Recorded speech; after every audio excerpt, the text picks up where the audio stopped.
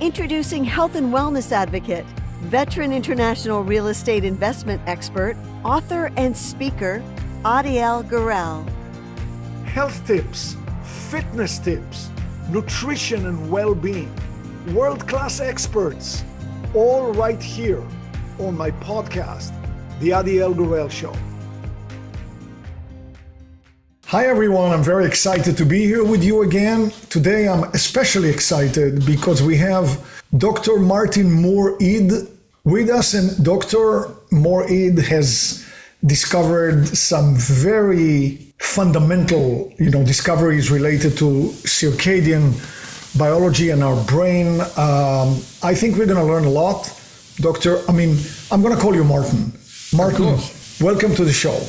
Pleased to be joining you here, Ariel. So I will start with this very sexy claim to fame. Of course, it's hard not to talk about it.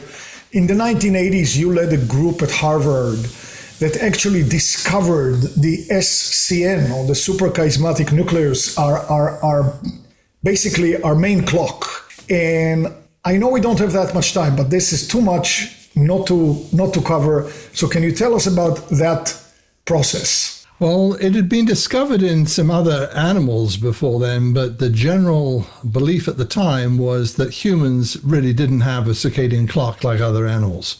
And what what the atlases of the brain showed nothing of the structure that is associated with being a circadian clock in the brain. And what we discovered was that actually the atlases of the human brain only keep every 50th slice. In other words, they throw out 59 thin slices in between. And so you just get an image every 50 slices. And this clock in the brain, called the suprachiasmatic nucleus, is actually smaller than that, so it often got lost, it was not seen.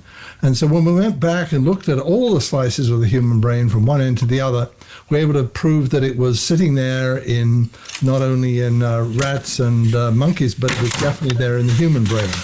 So that was one of the sort of fundamental misbeliefs that we were able to overcome at that time. So it's fascinating. The SCN, as we're going to call it, is so small that it actually fits within those slivers that they cut. So that's why it was missed. Absolutely. And when it did turn up, it was given 10 different names because it randomly, but they only saw it once in a while.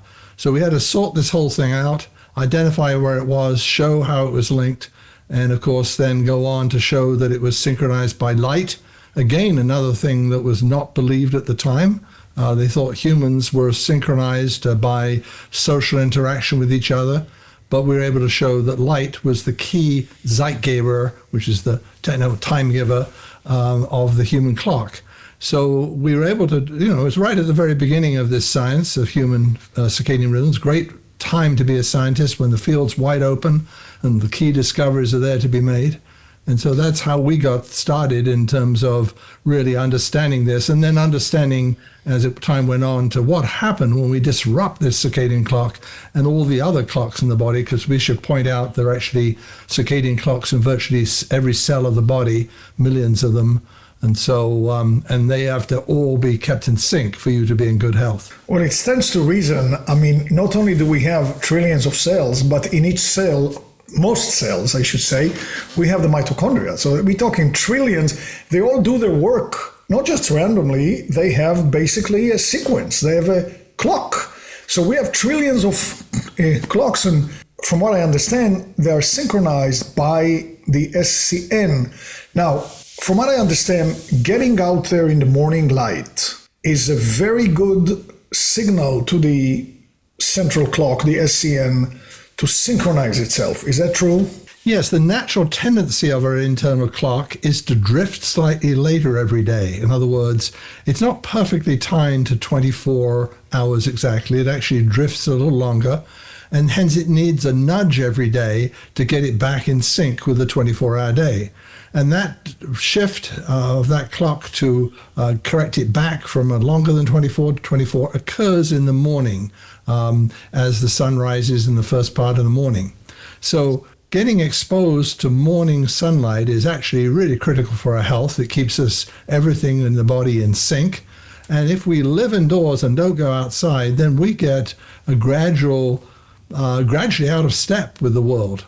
And it's not only just us being the clock being out, the SCN being out of step with the world, but all those other clocks start getting out of sync with each other.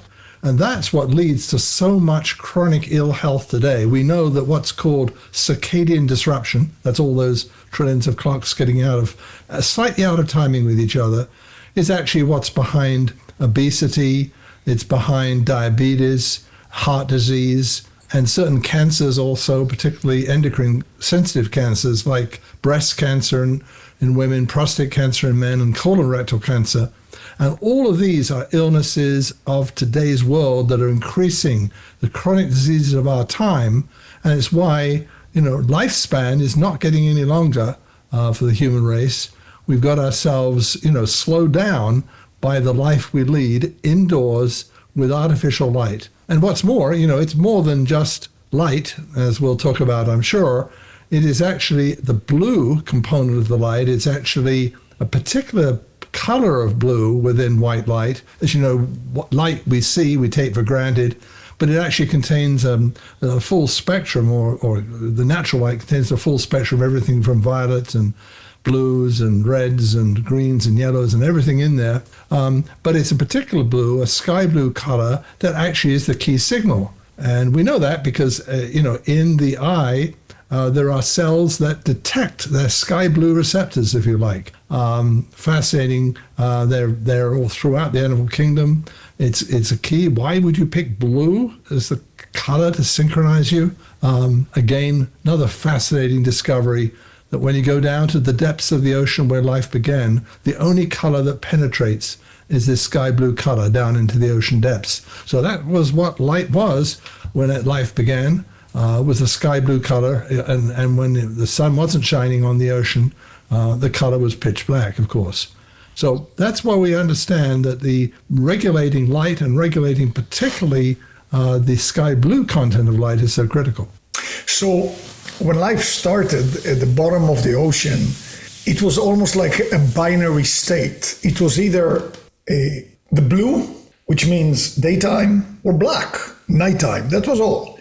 And right. And basically, it's not that super different even now with us. Yeah. I mean, we want to have that blue. Now, a more refined question about getting the light in the morning. Is it more beneficial to be there and go outside right before the sunrise, so you actually watch the sunrise, and then, the UVA comes about an hour later, depending on where you are, of course. Or it's okay if you woke up at 8 a.m., the sunrise has already happened, you go outside. Oh, it's you don't want to go out too early, at the sunrise, particularly in the summer hours, because what happens is you shove the clock back in the opposite direction. You can shove yourself effectively further eastward by being out too early in too much light. So I wouldn't worry too much about it, but essentially what I'd like to say is you want to get out in the first half of the morning before the sun has really reached its peak, and that will just help stabilize it, getting a good dose of blue. But as I say, if you're too obsessive about getting to sunrise, particularly in the summer, you could end up shifting yourself way out of whack from perhaps what might be convenient. That is a new bit of information for me, and I think it's quite important because Jack Kruse was asked, what's the one thing you do for health? And he said quickly, without even thinking, never miss a sunrise. So I know there are a lot of people trying to never miss a sunrise. Yeah, I think that's, you could say there are other reasons, spiritual or whatever else for that purpose. And I think we ought to be really also recognized there are many other aspects of the light spectrum, which are also critical for health. I think one of the big things we're understanding is all the various parts of the light spectrum are doing different things. That's why natural light is so beneficial. And by the way, the full light spectrum is partly invisible. It's the ultraviolet that's coming out of the sun. It's invisible infrared that's beyond the particular near infrared, just outside the visible range. All that light has significant health benefits, and each part of the spectrum, we're learning now fascinating things about how, for example, red light and around the 670 nanometer mark actually boosts mitochondria. It boosts mitochondrial energy. We know the near infrared and light can be associated with healing effects, more effective healing of scars and everything else. We know that light down at the ultraviolet range may be particularly important in the deep violet, almost invisible light, may be important for preventing myopia in children, and so on and so forth. So it's a mixture of all those colors. Green is a color in the spectrum which is actually induces relaxation, calms down the amygdala, actually reduces pain in migraine patients. So we're learning an awful lot of information. So getting the full benefits of natural sunlight is much more than just simply getting your circadian clocks aligned. It's that full health benefit. And of course, some of that light is not really penetrating much further than the eyes, but other parts of that light, particularly the near infrared, is penetrating deep into the tissues and will stimulate mitochondrial respiration and ATP energy production in mitochondria.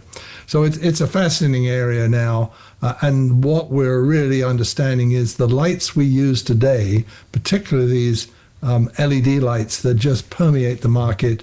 It's almost all you can buy at the big box stores these days. Those lights have a very artificial, very narrow spectrum. They have no violet in them. They only have limited amounts of the blue, and they have certain types of blue in them, but not others. They're rather low in the sky blue light sometimes, and they have no infrared and red to speak of in them. So we're really depriving ourselves, and I think one of the issues is that just producing light for vision is not the same as producing light for health. Two big functions of light. Vision, we understand. We design lights for aesthetics, for visibility, for visual acuity. That's why we think about lights. It's a design thing. In fact, the people who sell lights most of the time are lighting designers. It tells you something. It's a design thing, aesthetic thing. Whereas in fact, light is very much to do with physiology and health and well-being. And we really need to be thinking about the content of the light we see. Is it efficiently full spectrum? Does it have the right ingredients during the daytime? And equally, during the evening hours, does it remove those ingredients that are causing a missed signal? And that's a big thing there. The blue part of the LED lights is really disrupting our circadian clock. So that's something you don't want your standard LED lights in the evening. You want a light that is essentially zero blue or blue free in its content. So what I find is, and I think that's where I'm going to take my next questions with you. There are two parts to this equation. One is spending time, outdoors in the daytime, and we know the benefits. And I'm going to go a little bit into that now. And then comes the second part, which 100 years ago was much simpler than it is now, but now it's very, very challenging for most people.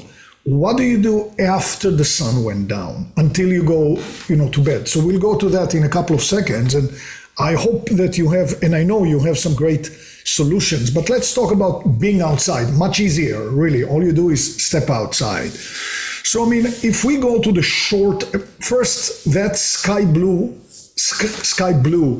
is it 480 or 477 nanometers? About 480 is the best estimate. That's the spectrum of the melanopsin that's sitting in the retinal ganglion cells in the eyes, the blue light detectors. 480. We're able to show the number of studies. I think we're narrowing down to about 480. It's in that range, 480 plus or minus 3 nanometers. So that's the peak effect. It's broader than that, of course, so that light between 440 and 495 does have some effect. And it's, as I say, it's just with the peak at about 480. Okay, I'm going to go to the short wave part, to the short length part, and that's, the UVA and UVB. So UVA comes, earlier in the day than UVB, and then there is a time in many latitudes between 10 a.m. and 2 p.m. where both UVA and UVB are there. It feels pretty hot. It's strong depending on the season and the latitude, of course. But there is a dilemma here because obviously we know what UVA does when it hits your skin, nitric oxide, there are some other benefits. UVB, vitamin D, all the cleavage of the POMC into all of these products, very healthy stuff. So now the question is, should a person be out and let their skin be in the sun, depending, of course, on what kind of skin they may have, between 10 and 2, or should they be careful and be in the shade? Well, I think you should be somewhat careful with too much of that. In other words, you don't need so much light to have the beneficial effect. And of course, there is this severe, increased risk of suntan. But I think what's interesting, though, the studies are showing that people who spend more time outdoors live longer, and that means years longer. So, and these studies first, one of the classic studies was done with 29,000 Swedish women who were studied because they were interested in the skin cancers and melanoma in particular. And the hypothesis was the more time outdoors they have, the more melanoma they have, bigger cancer problems. And what they found is, to their total surprise, that's the beauty of science when it gets the result you don't expect, is the women who were outside more lived longer, years longer. In fact, the difference is as big as non-smokers versus smokers in terms of effect on lifespan. And yes, they got more skin cancers, but they didn't die from the skin cancers. In other words, they just lived longer and healthier. The cardiometabolic health was far better and so forth. So there is a bit of so there is a question, of course, how much. I think there is such a thing as damage that can occur if you're out in the Australian outback in too much sun. I think those extremes. But in other climates that are, I grew up in England, tend to be much of the time cloudy and not as much intense sun, then it's rather less of effect. And as I say, this study was done in Swedish women, and they're fairly far north in terms of their latitude and so forth.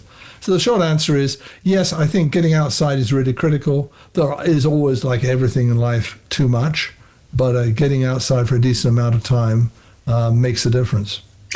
By the way, regarding the Swedish women's study, you could hypothesize that if they lived longer, they had more of a chance for the occurrence of all cancers, because when you live longer, there's more of a chance for those things. So that should be put as part of that equation, right? And yet, even despite that, they didn't die of it, right? The cancer rate, total cancer rates were less. So, now, when people put on sunscreen, and even the highest quality, the mineral sunscreen, that tends to want to block UVB and probably UVA and maybe some. So you are getting a light frequency to hit your the covered skin, which is not known to the body, right? It's weird.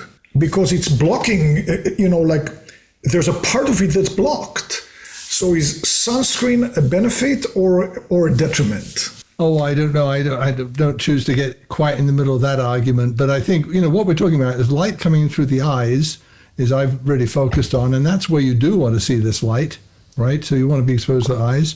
I think there's a place for sunscreen for excessive amounts of solar radiation. Because, as I say, you can get skin damage and so forth from that. But I think it's particularly light coming through the eyes is the critical thing. And so, yes, you should be wearing children that are exposed to playing outside as they used to do, much more than they do today, had far less myopia, for example. Far less short-sightedness. Now, myopia is a huge epidemic, moving in Asian children from 25% now towards 50%.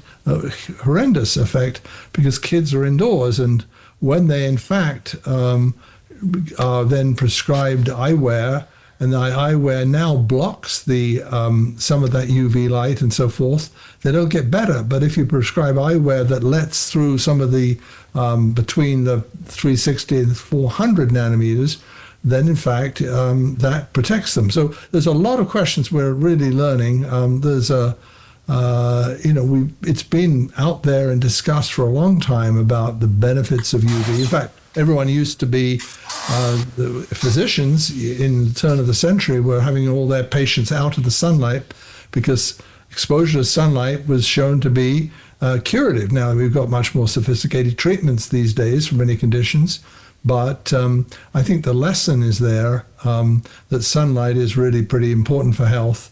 A jaundiced baby will get well, and the jaundice will remove just by being exposed to sunlight, as opposed to kept indoors. So, and many other conditions like that. So it's a fascinating question. Just on the level of the technicality of it, many people when they go outside, they automatically put on sunglasses. But based on the fact that we need the stimulation into our eye, wouldn't it be better to put on a hat for shade and not use the sunglasses? Yes, and there are also now sunglasses which actually allow that critical blue to come through. For example, new glasses called Blue Sync will provide a sunglass effect, but actually will be selective of which light it blocks and which light it doesn't. And it can actually let the critical circadian blue come through. So if you need sunglasses, reduce glare, and there are reasons to wear sunglasses when you're driving or, there's too much glare, then you can do it without, and you can be selective because there are certain wavelengths in the blue, the violet end of blue, particularly between 425 and 450, that in high bright levels can do damage to the eyes, called cell death at very bright sunlight. But the blue that's around 480 does not have that effect, and that's the one you actually want to see. So there are sunglasses that can actually address that issue today. So the science is moving along very interestingly, and products are coming out that are offering some very interesting solutions. Can you tell us the name of the sunglasses once again? Yes, it's called Blue Sync. Okay. It's literally all one word, Blue Sync. Very good.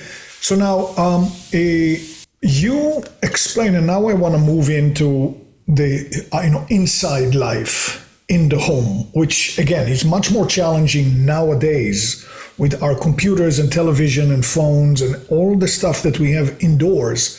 So you have explained in your book that many chronic conditions, including predisposition to certain cancers, as you have already said here, start developing and they progress. Now, if somebody hears us speaking here today, they read your book and they say, "Oh my God, what have I been doing?" And they change. They go out outside in the daytime. They minimize lights in the home. We'll talk about that in a second. At nighttime. By the way, many night owls have told me the minute they did that, they started going to bed at 9 or 10 o'clock naturally. So night owl is maybe a relative thing. But if somebody starts to live the circadian life the way they should, all the processes that we're building towards those chronic diseases and cancers, are they going to stop? Are they going to regress? Are they going to go back? If they already have cancer, what will happen once people make the shift? Well, first of all, if you make a shift to a lifestyle which includes exposure to daylight, minimizing particularly the blue content of light in the evening hours, and sleeping in the dark at night, that's the basic formula, right? If you do that, people have remarkable effects in terms of their well-being. You feel much better, much more alert, sleep quality is better. And what's going to happen is the natural body's immunological processes and the body's natural melatonin-driven processes, which help suppress cancers, can actually keep cancer risk under control. Now, I'm not going to say all cancer is going to disappear or immediately reverse, and particularly if it's well advanced, I'm not going to claim they can be all suddenly reversed by this. But certainly the rate of new cancers developing, the rate of cancer growth is radically reduced if you are living a lifestyle which boosts the maximum amplitude of your circadian rhythms. By that means you reach the peak during the day, the lowest levels at night of state of alertness. Your melatonin's high at night, your full repair, restoration, cancer suppressing, antioxidant effects are at the maximum, then yes, it has a huge effect, and it certainly conditions like tendency towards obesity and diabetes and heart disease issues can be reversed.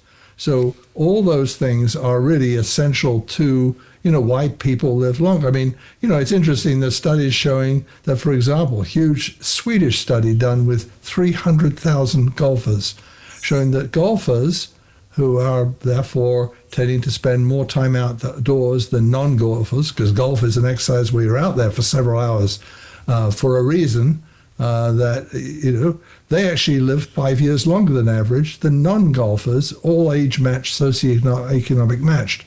And the golfers with the lowest scores, and hence presumably paying the most golf, actually live even longer, which is a fascinating thing. Now, you don't have to be golf. I'm not claiming golf is the solution to everything, but it's one more example of that exposure to light during the day. But it's got to be coupled also for full effect with the darkness and the sleeping in the darkness of the night, and with removing the blue during the evening hours.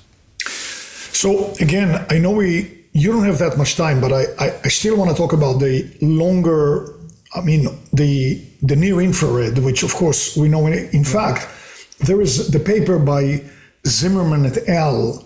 That they showed that we actually make melatonin in the mitochondria, and it's stimulated by near infrared light. So that's a huge order of magnitude. More than the pineal. Anyway, we don't have time to get into all of that.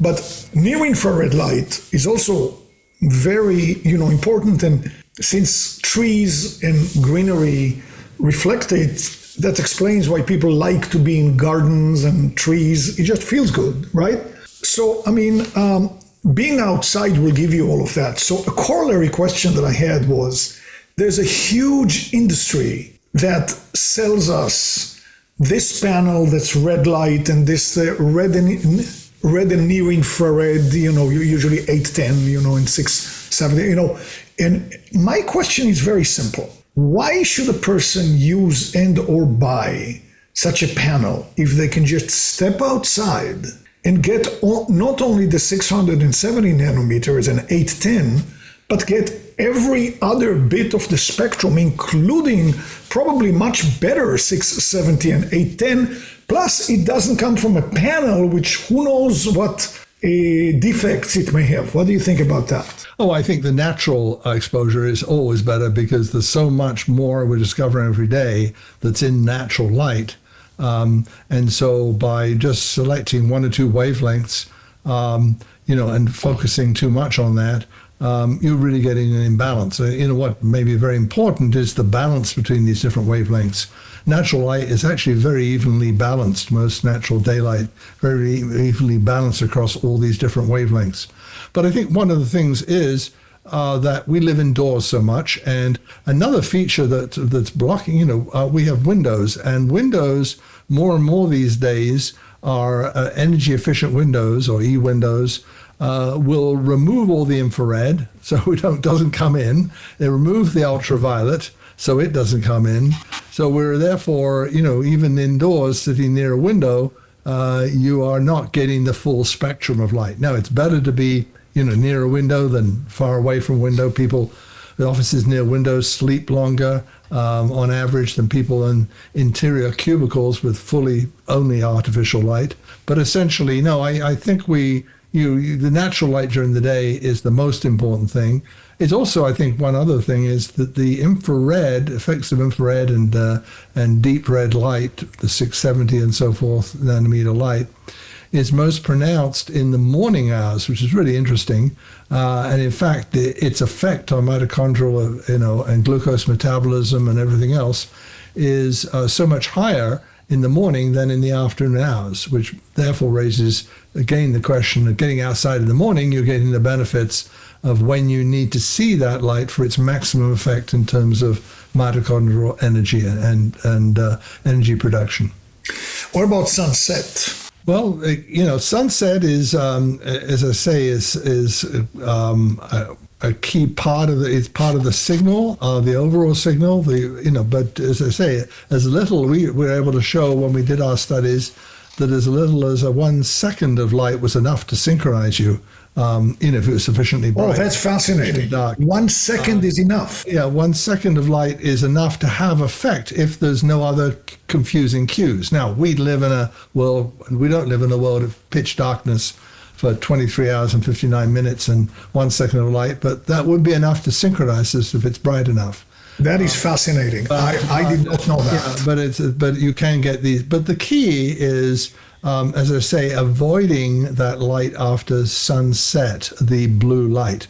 And so that's really where you need to pay attention. That's when the risks of obesity, diabetes. We can take, for example, we took groups of healthy young people and took them into a room lit with standard LED lighting and showed that we could render them pre-diabetic just in a few hours. So their glucose levels climbed, their insulin resistance went up. They had the signs of they failed the glucose tolerance test. They failed the diabetes test just sitting in a room with LED lights. Put them in the same room with also LED lights, but LED lights spectrally engineered. So we've removed that blue color out of them. Then, in fact, what we can do is show that we repair that problem. In other words, they don't get diabetic. So these effects can occur pretty soon. That's why it's not only your sleep, it's your metabolism and so forth that occur. When you take people outside, as Professor Kenneth Wright did in the University of Colorado Boulder, took people outside into the natural wilderness in the Colorado mountains, where they had no electronic devices, they had nothing no flashlights, no cell phones or anything like that. And they just lived under natural conditions. Their sleep got so much stronger and better and longer. They felt healthier and better. And that was just in a few days that would occur. So those effects, if you adopt that lifestyle, the effects are pretty fast, occur pretty quickly. What's fascinating, you mentioned morning types and evening types. There are differences between people who tend to get up early in the mornings and get to go to bed earlier versus those that are night owls and stay up. The difference went away between those types of people when they're outdoors, again showing that difference between day and night is actually due to sensitivity to blue-rich light at night. So particularly night owls are very sensitive to the blue in LED lights. And if you take out the blue, then they start suddenly, as you say, going to bed at a more typical time and sleeping longer.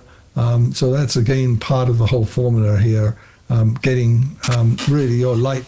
The light you see is as important to your health as the food you eat, the water you drink, and the air you breathe, as I like to say in my book, The Light Doctor.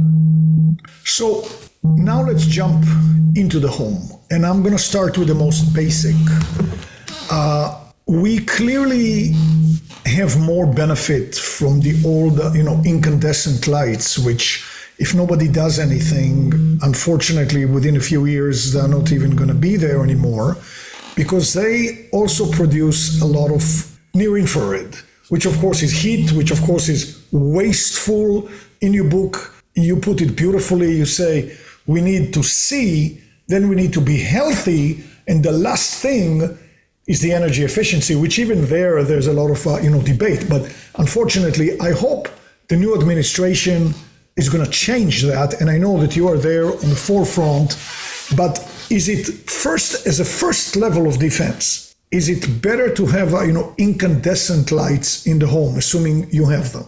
Well, I think for several reasons, incandescent lights are better than LED lights. Number one, they have way less blue for the evening hours, and they have more infrared, as you say. this whole issue of energy efficiency is merely because it's a very false metric we use, or the government regulators use for energy efficiency, something called lumens per watt. Watt is electricity, but lumens is actually an archaic method of measuring light. It was invented in 1924, and it just measures effectively the yellow and the green parts of the light and nothing else, nothing much else. So it doesn't measure red, doesn't measure blue, anything else. So what it does measure, though, the light that is visually seen as bright. So effectively what these regulations are is forcing us, upon us, cheap, bright, what I like to call junk light, just like junk food. This is light that is not natural at all. And so basically, and all in the name of energy, right? Well, they're not actually, it's not actually energy saving, and it's certainly not money saving to produce more ill health through just going after light bulbs, which are only 6% of, or light fixtures in the home, only 6% of the energy use anyway. So incandescent lights have been banned in America since 2023. They're off, the halogens have gone. And now there is a move to ban all healthy lighting that can't meet this very artificial LED standard, really the only thing that can meet it. 125 lumens per watt, an average for a light bulb, is rather unhealthy, or very unhealthy LED, blue pump LED lights. So we've got a problem here, and that's a big education campaign, and we need to protect. In fact, we're trying to create a class of healthy light bulbs so to protect this class, because any light that's got infrared in it, any light that's full spectrum, cannot meet those so-called artificial energy standards that are not energy efficient at all. So I understand that you are very deeply involved in solutions. And I would like very much to distill these solutions for our listeners. What can we install as light bulbs in our home for the night? Well, the principle is, and if I were to recommend one particular solution, it would be the solution which is by Chorus, Korrus, with their new line of OIO light bulbs. Think of two eyes and a nose between, OIO. Those light bulbs are, in fact, just coming out. You can go to the Chorus website and see them. They're just about to be released. But the beauty there is they not only regulate the content of the light and the amount of blue, but they do it fully automatically. Because the last thing you want to do is have to remember to switch one light on and switch another light off. We got to make it automated. And we've also got to sync it to local latitude and longitude and seasons of the year. So it will just naturally do the job for us without us having to think about it. So light bulbs that change automatically. Now, in the meantime, you can buy light bulbs that are zero blue from companies like, for example, another Chorus brand is it's called Sora, SORAA. Those are zero blue bulbs. They're single. That's good for the evening. But essentially, we need to move to automatically changing light bulbs. Well, we don't have to do anything other than screw it in and let it do its thing. So is there any truth, and what do you think about putting light sources at night, even if they're these ones that you just mentioned, lower to the ground rather than high up? Well, there's certainly benefits to that. Part of the reception to this blue content of light is actually predominantly in the lower half of our retina, which means it's looking up at the sky. So light coming down from the sky is where, in fact, has the strongest effect. So light coming up from the ground has a lesser effect just because of where these blue detectors are situated in the retina. That's a bit of a sort of, if you don't have any blue content to the light, it doesn't matter. It doesn't matter too much. But in general, yes, lights that are low to the ground will have less effect. Now, during the nighttime hours, sleeping in the darkness is the key. But essentially, what you want to do is if you do need some lights to get around and find your way to the bathroom and so forth, then you should be using lights ideally low to the ground and that don't have any blue content, yellow or red light. Your alarm clock, if you've got a clock in the bedroom, don't have a classic white or blue dial because that's the worst thing you need. You don't need that light pollution. Have one with a red dial, for example. so forth. So you can actually manage your lighting environment. And it's just a question, it's the holistic light diet. In other words, you're following, just like a nutritional diet, a light diet, with the more exposure to morning sunlight in particular, daylight during the day, exposure to blue-free light in the evenings. By the way, we should mention that most of human existence, our ancestors used fires, they used candles, things like that. They all have virtually no blue in them. In other words, candlelight, firelight, wood-burning fires have less than 1% blue content. Incandescent light bulbs invented by Thomas Edison were aimed to replicate candlelight because that's what people are used to. Again, have rather little blue, much, much less blue than is in the LED lights of today. So but nevertheless, if you had a choice between using an incandescent, not bright because it's night, versus a couple of the ones that you mentioned that are especially tailored, wouldn't those later ones, the newest one, would be better than incandescent still? Yes, I think so, because the incandescent does have too much of the blue in them. I mean, we're quite sensitive to the blue content. It depends, of course, how bright those lights are, because the dosage, it's a dosage effect, like any medicine. It's the overall intensity of the light coming out, the amount of light, times what type of light is there, what is the spectrum. In other words, so basically, if you got light with, we like to say, less than 2% blue content, if you ran those lights really bright, you would still get blue. You might get too much blue. So it's a combination between, how bright is the light. On the other hand, in a real world, we need the lights bright enough to see. Your children need to be able to do their homework. You may have to do your tax returns, whatever. You need to be able to see and be able to be, have good visual acuity. So all of those things therefore we are balancing, we need to balance the visual aspects of light with the health aspects of light. And that's why we need to engineer lights to take out these harmful parts of the spectrum. So we talked about lights in the home. Can we talk about the devices? You and I are looking at each other now on a Zoom call.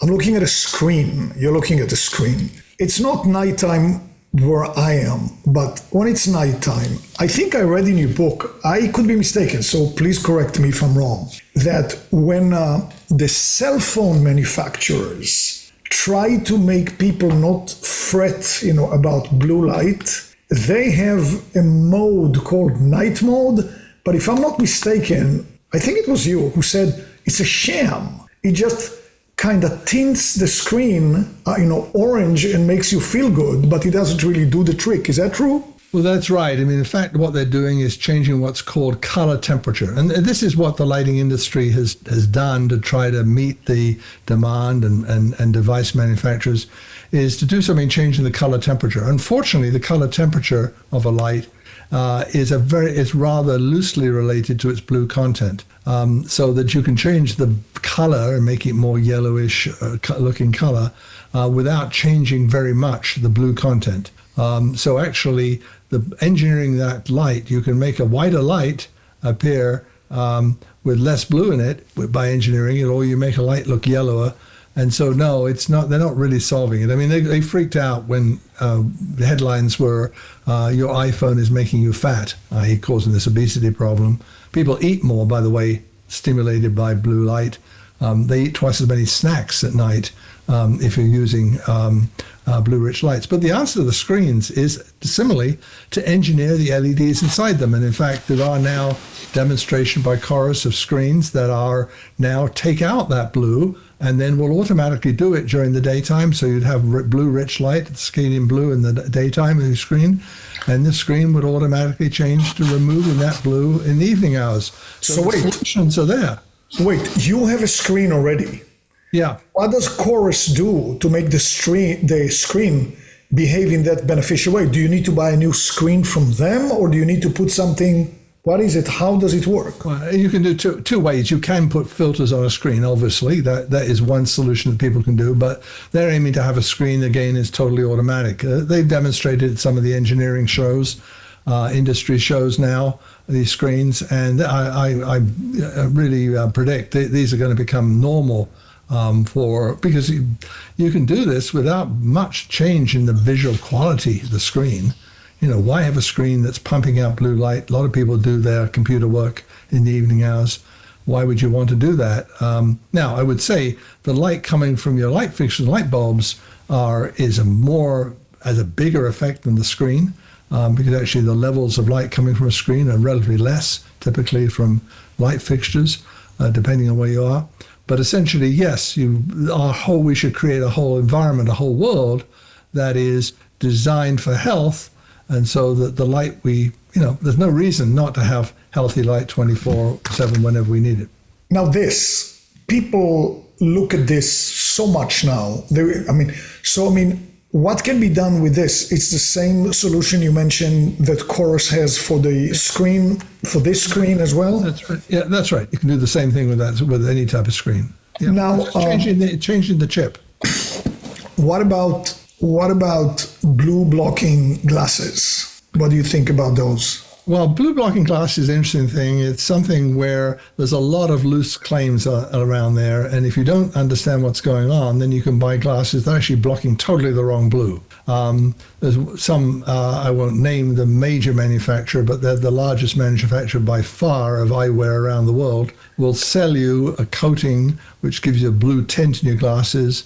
And it looks quite attractive and so forth, but it's nothing to do with circadian health because it's blocking light down at the violet blue end of the spectrum and has no effect whatsoever on the key blue, which is, we taught the 480 circadian blue, the sky blue color. Doesn't do a thing. But let's assume, there are blue blocking glasses that have the right effect, and they tend to look yellow-orange in color rather noticeably. But essentially, make sure it is blocking the correct blue, blocking the melanopic, as we call it, the blue that is critical for circadian health. And again, don't wear them during the day because you want the blue.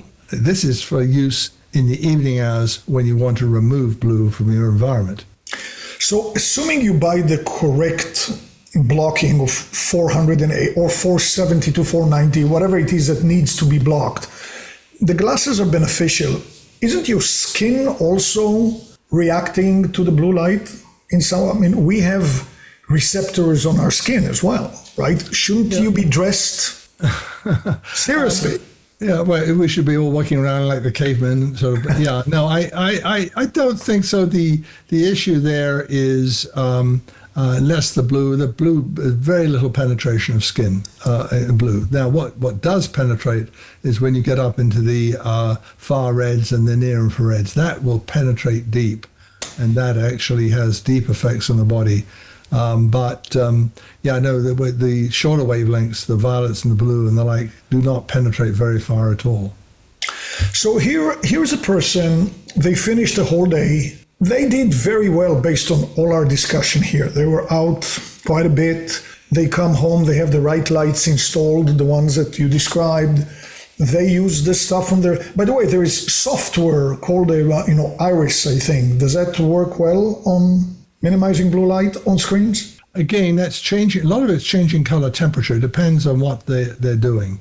Okay. Really, I think the problem is changing the color temperature is not really the solution.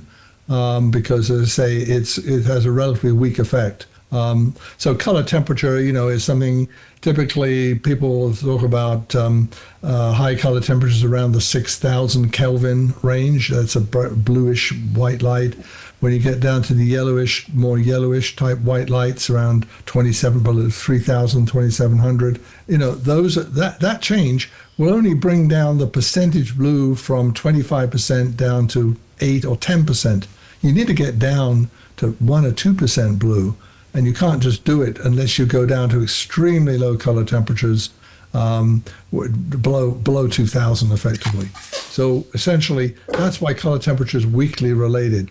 So you have to watch out. A lot of people are doing things for the appearance, but not the actuality. And so this is why we have to say is you need to know. And there are devices, you could, with a spectrophotometer, of course, is the technical way you can do it. You can point this device at it, see exactly how much all the colors are.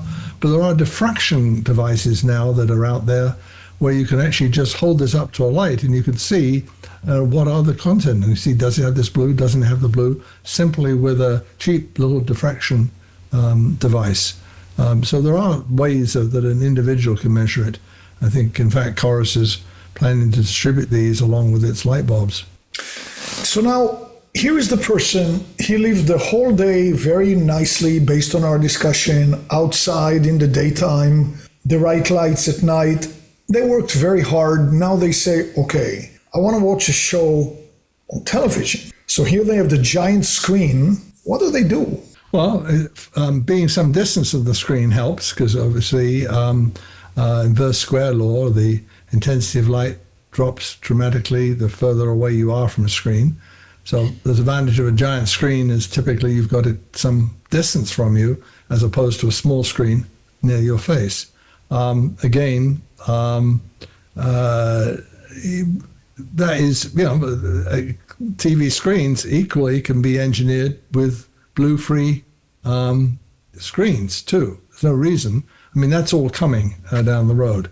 Not so much today. The big screens aren't engineered that way, but they certainly should be, and I predict there will be.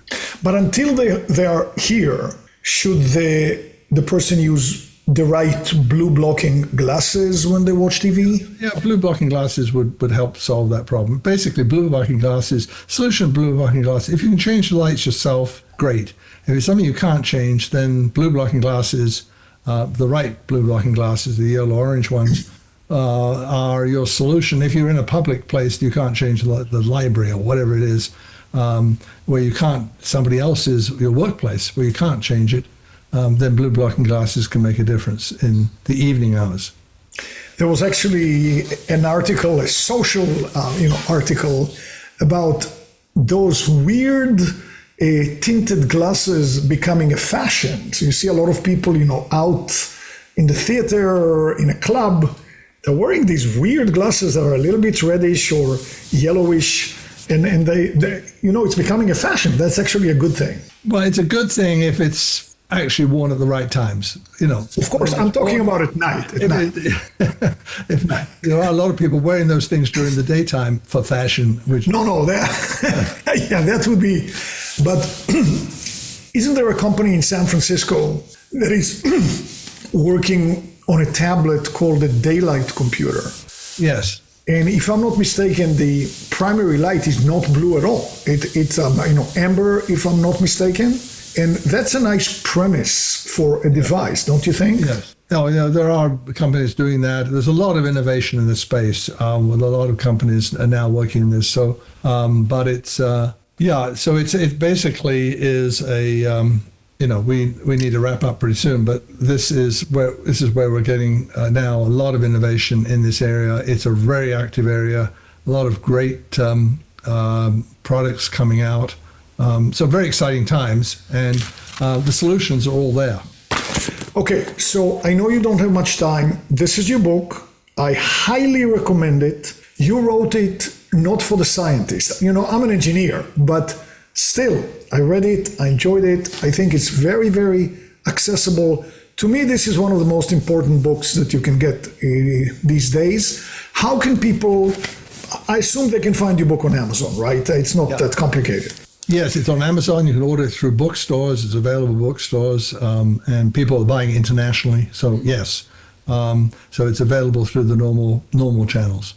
And how can people reach your work, your updates in that manner? What do we need to do? Well, first of all, I write a bi-weekly Substack column, which is about what's going on in this world, what the new products that are coming out, what the new science is, and so that is to keep up to date on Substack. I also have a website called Circadian-Aligned.org, where you can keep up to date on what the products are and guidance of where to find products that solve this lighting equation that we need for our lives. And so that's a good place to go. And of course, I've got a website, thelightdoctor.com, which features the books and my other publications. So it's the website. Can you say the name once again, please? Circadian-Aligned.org. A single light. Circadian-Aligned.org. Okay. Right. Well, I found this very helpful. And in fact, it's more than helpful. I think this is at the basis of, the good existence that we should lead for health. I couldn't agree more. Well, thank you so much for taking it. I know you were a little bit short on time. I appreciate that you gave us this time. I know our listeners are going to benefit from it. Thank you so much for being with us today. It's been my pleasure, Adil. A great conversation. Thanks for joining me today. Click the subscribe button for more video. Got a question or comment? I love questions and comments. Leave yours below. And here's another video you've got to see.